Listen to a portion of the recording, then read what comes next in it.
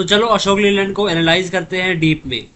और अगर हम अशोक लीलैंड को पहले चार्ट को देखने से पहले हम इसके फाइनेंशियल देख लेते हैं। फाइनेंशियल्स को हमें यहाँ पर चार्ट में देख लेते हैं फटाफट। यहाँ पर ही क्वार्टरली है और हम देखते हैं क्वार्टरली यहाँ के नंबर अच्छे हैं।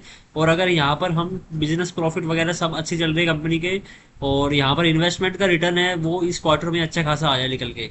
पिछले यहाँ पर ये देखते हैं 2023 में 166 करोड़ का था, अब ये 6,607 करोड़ की जो कई इन्वेस्टमेंट करी हुई कंपनी ने वहां से अच्छा खासा प्रॉफिट आ रहा है।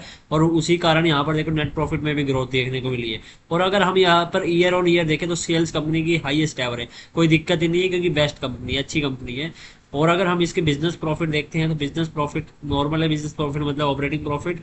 और अगर हम इसके बिजनेस प्रॉफिट मार्जिन देखें तो लगातार जो मार्जिन है बिजनेस में वो कम होता जा रहा है और टैक्स परसेंटेज नॉर्मल है।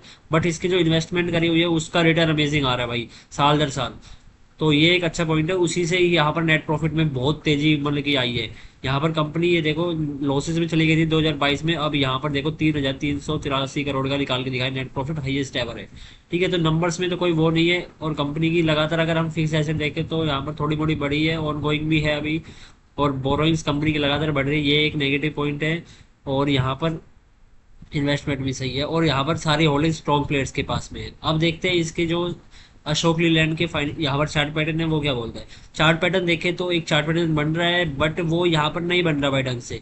अगर मैं तुम्हें ऐसे ही बता दूंगा तो भाई मेरे को बुरा लगता है किसी का पैसा लूज होए।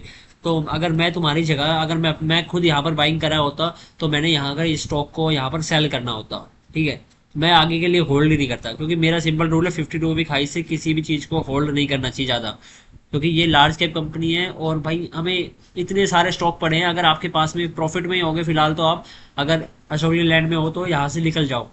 और जो मैं चैनल के ऊपर मैं शेयर करता हूँ आपके साथ में स्विंग ट्रेडिंग के स्टॉक्स उनको बाय करा करो, उनमें प्रॉफिट बनते हैं। कमेंट करके बताना अगर बाय किया है और इसके पीछे के रिजल्ट देखें कैसा बाय परफॉर्म कर रहा है तो प्रॉफिट बना है। तो सिंपल सी बात है, अशोक लैंड को बाय मत करना फ्रेश, और जिसके पास में होल्ड है वो सेल करके निकल जाओ। क्योंकि यहाँ पर धंधे का सिंपल सा रीजन है, महंगा होते बेचो और सस्ता होते खरीदो। ठीक है, तो ये था मेरा एनालिसिस। इसके बाद में डबल भी हो जाए ट्रिपल भी हो जाए हमें कोई मतलब नहीं, धंधे का सिंपल रूल है 44% CAGR हर साल लानी है।